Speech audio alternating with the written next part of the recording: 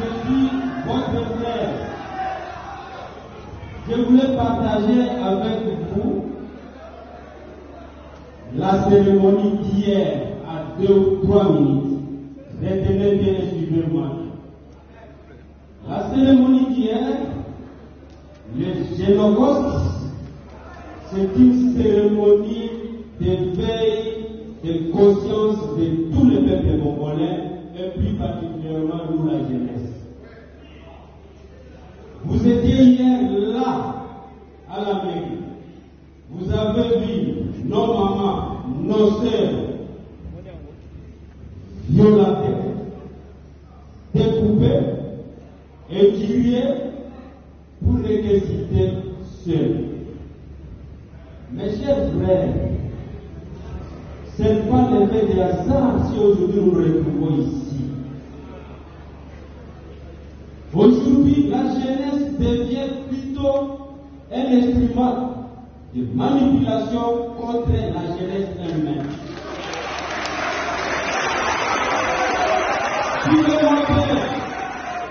Si je le dis ici, partout là où les ennemis ont pris une partie de notre territoire, c'est la jeunesse en premier lieu qui est utilisée comme instrument d'avancement des ennemis. Vrai ou faux? Vrai ou faux? Kisangani, êtes-vous prêts pour être aussi manipulé contre la jeunesse? Mettez-nous debout, on nous fait comme ça.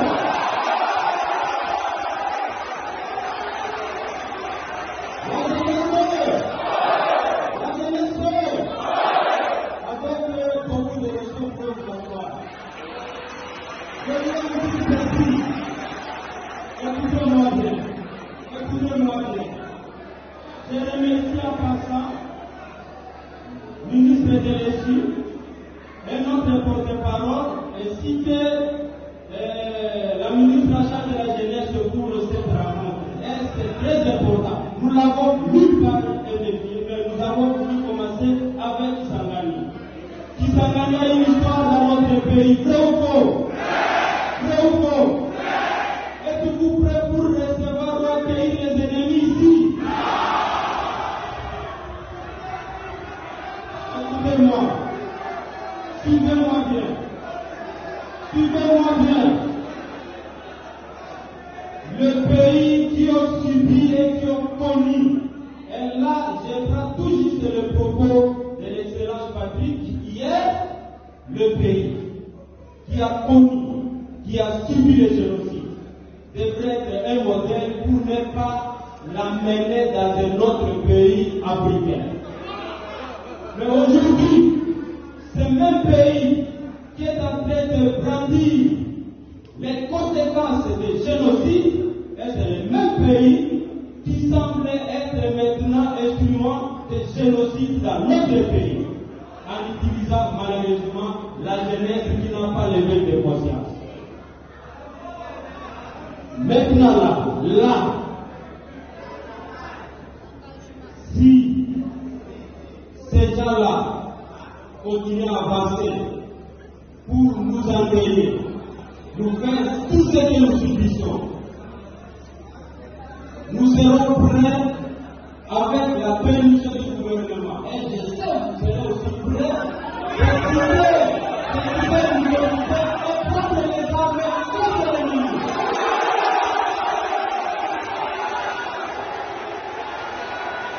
Êtes-vous prêts? Êtes-vous prêts? Écoutez mon premier message. Le président de la République a compris que sa jeunesse est instrumentalisée. Les ennemis ne veulent pas le développement de ce pays. Il a commencé dans un premier temps à infiltrer le gouvernement avec un grand nombre de jeunes au gouvernement. Premier point. Deuxième point, écoutez-moi bien. Il a compris. Les ennemis ne veulent pas le développement de ce pays. Les ennemis veulent que le pays soit à genoux, que vous, la jeunesse, on vous utilise en disant que le gouvernement vous met à chômage. Il est en train de réfléchir comment renverser la tendance pour que vous compreniez de nous. Nous aujourd'hui, si nous nous retrouvons là où nous sommes, c'est par la grâce de Dieu, c'est une grâce, parce que moi, qui vous parle, en 2013, j'ai terminé ma licence académique. Et j'ai préparé mes derniers examens sous le lit, sous le diplôme de bac de M23. Aujourd'hui, je prends le micro, je vous parle comme vice-ministre de la Défense.